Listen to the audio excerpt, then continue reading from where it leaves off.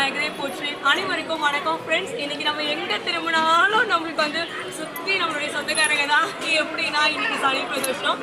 உண்மையிலேயே நம்ம சொந்தக்காரங்க வீட்டுக்கு போனால் கூட நம்மளுக்கு இவ்வளோ சந்தோஷம் இருக்காது. இங்கே இருக்கிறவங்க எல்லாருமே நம்மளுக்கு ஏதோ ஒரு ஜென்மத்தில் நம்ம கூட இருந்திருக்காங்க. உறவு தொடர்ந்துட்டு இருக்கு.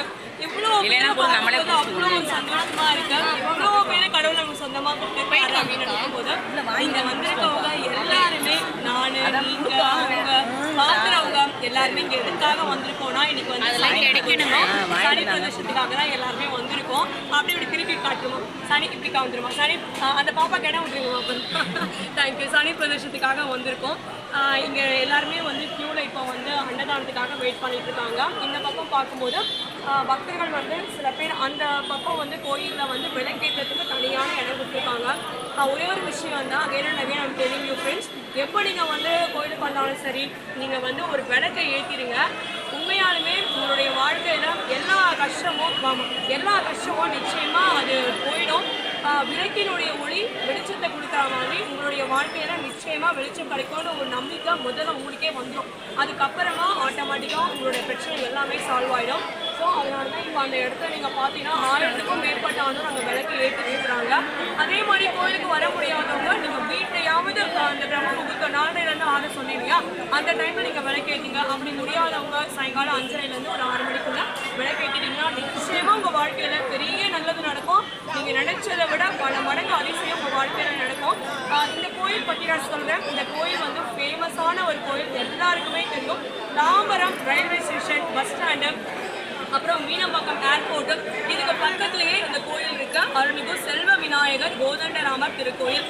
இந்த திருக்கோயில் மேற்கு தாம்பரம், சென்னை 6,45,000. விலாசம் சொல்ல வேண்டாம், பேரை சொன்னாலே போதும். மேற்கு தாம்பரம் அப்படின்னு சொன்னாலே கோயிலை பற்றி, ஏன்னா பஸ் ஸ்டாண்டு ரயில்வே ஸ்டேஷனுக்கு பக்கத்துலேயே கோயில் இருக்கு.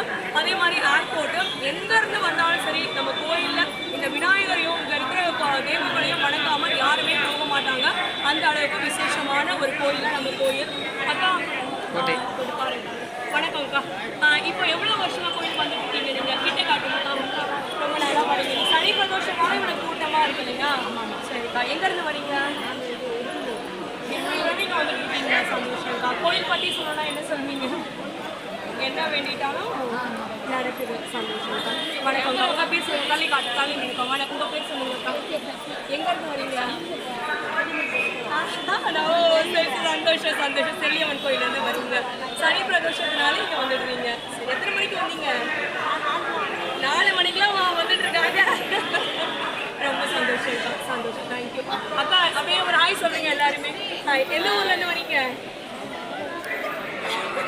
நங்கநல்லூர்லேருந்து கோயிலுக்கு வராங்க. ஏன் அவ்வளோ தூரத்துலேருந்து கம்பெனிக்கு போயிட்டு வரும்போது? ஏன்னா கோயில் பஸ் ஸ்டாண்டு பக்கத்தில் இருக்கு இல்லையா? அதனால சரிக்கா. அப்படியே ஹாய் சொல்லுங்க. வணக்கம். வரீங்க எல்லாரும்? வரீங்க. அக்கா வணக்கம். உங்கள் பேர்? பொன்மணி. நீங்கள் எந்த ஊருக்கா?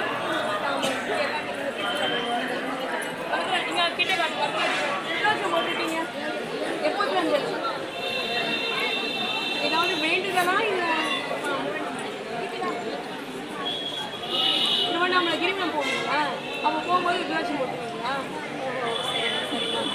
எப்பவுமே போட்டுட்டே இருக்கீங்களா? பார்த்தா இவங்களே ரொம்ப சின்ன வயசு மாதிரி தான் இருக்கு. பார்க்குறதுக்கு அவ்வளோ அழகாக அந்த ருத்ராட்சம் போட்டிருக்கும் போதே அவ்வளோ ஒரு பெரிய தெய்வீக சக்தியோட அவங்க ருத்ராட்சம் வந்து ஒளி வீசுது. உண்மையிலே அந்த ருத்ராட்சத்துக்கு பவர் அதிகம் இல்லையா? உண்மையாலுமே சந்தோஷம்ப்பா. உண்மையாலுமே நீங்கள் வந்தது எங்களுக்கு ரொம்ப சந்தோஷம். உண்மையிலே நம்ம திருவண்ணாமலை எங்கே பார்த்த மாதிரி இருக்குது. தங்கச்சியை பார்க்கும்போது உண்மையிலே எங்கள் கோயில் எவ்வளோ வருஷம் வந்துருக்கீங்க நீங்கள்?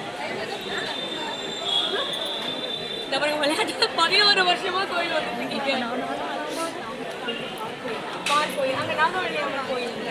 ஓகேப்பா. நீங்கள் எப்பவுமே பிரதர்ஷனத்துக்கு வந்துருக்கீங்களா? சந்தோஷம்ப்பா. உண்மையிலே இங்கே நீங்கள் பாருங்கள்.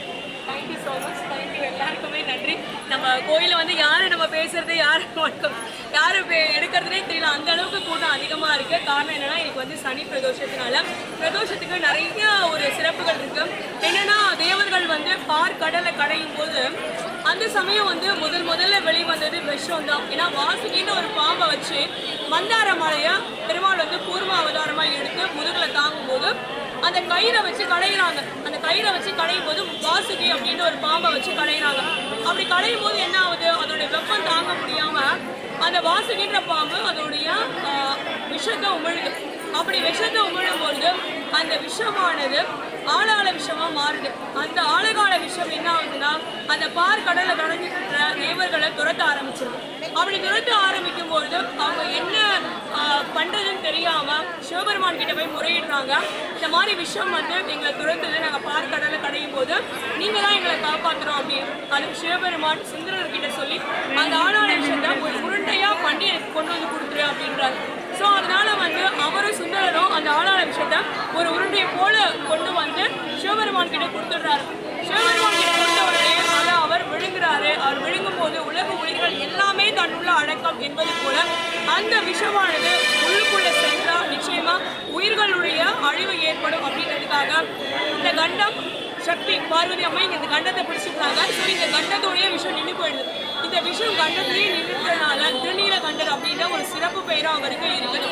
இந்த மாதிரி உயிர்கள் காப்பாற்றப்பட வேண்டும் என்பதற்காக தேவர்கள் அந்த ஆழகால விஷயத்தை சிவபெருமானிடம் கொண்டு நீங்க தான் எங்களை காப்பாற்றுறோம் அப்படின்ற போது அவர் அந்த விஷயத்தை ஏற்றுக்கொண்டார். அந்த விஷயத்தை ஏற்றுக்கொண்டு உலக உயிர்களை காத்த அந்த நேரம் தான் 4 to 6 பிரதோஷ வேலை அப்படின்றது. மேலும் பிரதோஷம் அப்படின்னா தோஷம்னா நம்மளுடைய தெரிஞ்சோ தெரியாமலோ செய்கிற பாவங்கள். பிரதினா தினமும் எப்போதும் அப்படின்னு அர்த்தம். நம்ம தெரிந்தோ தெரியாமலோ ஏதோ ஒரு பாவம் பண்ணியிருந்தா கூட இந்த பிரதோஷத்துக்கு மனசா நம்ம வேண்டிக்கும் போது இனிமேல் நான் தெரிஞ்ச எந்த பாவமும் பண்ண மாட்டேன், தெரியாத ஏதாவது செஞ்சதுனா எனக்கு மன்னிச்சிடுங்கன்னு சொல்லி வேண்டி அந்த தோஷங்கள் எல்லாம் போகக்கூடிய ஒரு சுபமான நாள் தான் இந்த பிரதோஷம். அதனால தான் பக்தர்களுடைய கூட்டம் நீங்க பார்த்தீங்கன்னா எங்க பார்த்தாலுமே அழும்போதும். மேலும் இந்த பிரதோஷத்துல எப்படி நம்ம கிரிவலத்துல தேவாதி தேவர்களும் கிரிவலம் வராங்க சூட்சும ரூபத்துலன்னு சொல்றோமோ அதே போல இங்கேயும் பக்தர்களோடு சேர்ந்து தேவர்களும் இந்த பிரதோஷத்துல வலம் வராங்க அப்படின்றது.